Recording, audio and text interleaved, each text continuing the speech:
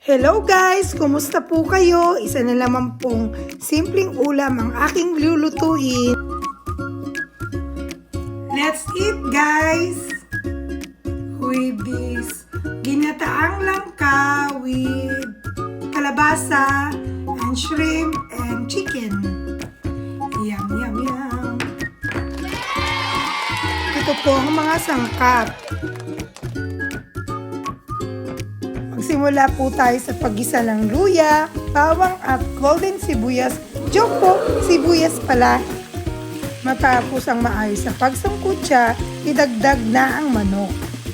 Paminta at hipon, lutuing mabuti at tanggalin para di ma-overcook. And the shrimp.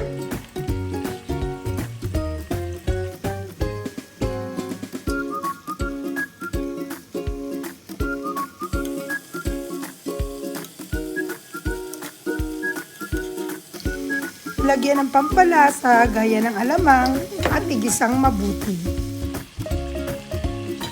And then, add the squash or kalabasa.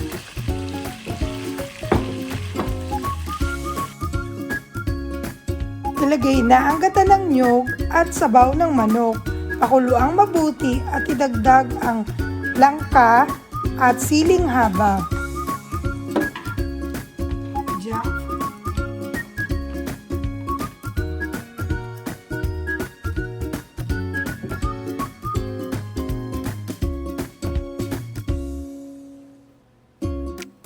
Okay, let's taste.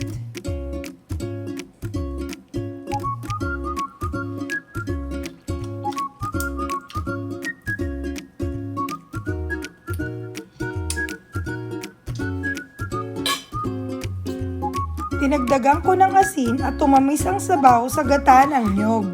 Salt.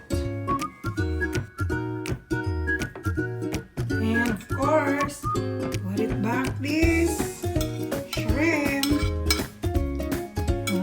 Yum, yum, yum. Ito spice. Ito lang.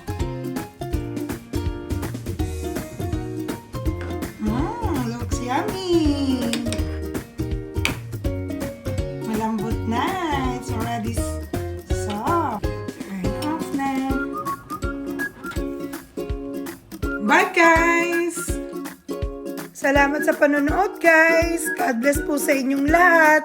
Bye!